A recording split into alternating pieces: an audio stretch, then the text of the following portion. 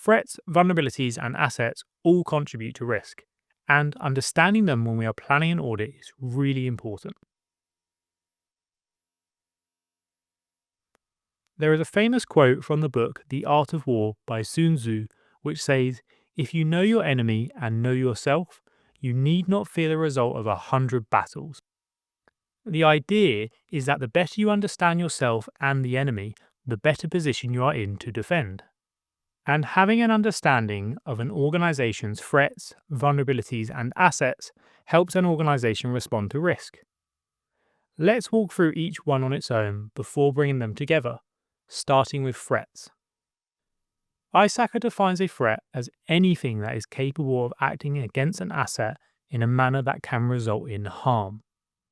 There are lots of examples of threats which will vary depending on what the company does. You don't need to understand them all, but there are a few specific threats that could come up on your exam, so we will cover those later in detail. Just make sure that you understand that a threat is anything that is capable of causing harm. And a threat will cause harm by exploiting a vulnerability. A vulnerability is a weakness in the design, implementation, operation, or internal control of a process that could expose the system to adverse threats from threat events. This is CISA's definition, and it's a bit confusing. The CISA exam won't test that you know the textbook definition of vulnerability, so just think of vulnerabilities as a weakness that threats use to cause damage. And just like threats, there are lots of examples of vulnerabilities.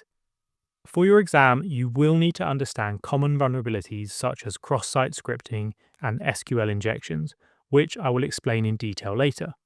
At the moment, just focus on understanding that a vulnerability is a weakness that a threat will exploit. And that threat will exploit that vulnerability in a way which impacts an asset. An asset is simply anything of value that is worth protecting. And just like threats and vulnerabilities, there are thousands of examples, which means we won't have time to cover them all. But the asset which is considered the most important and should be protected above all else is human life.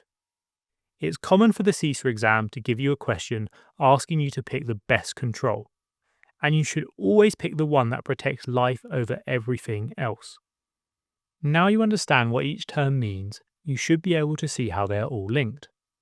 A threat will exploit a vulnerability, which impacts an asset.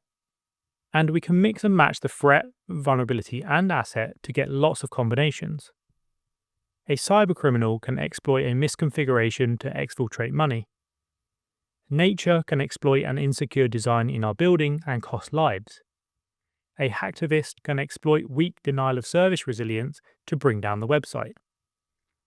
That's why it's so important we understand an organization's threats, vulnerabilities, and assets when planning an audit so we can base everything on risk. For your exam, you will get questions which mention specific threats and vulnerabilities, so we will look at them in detail later.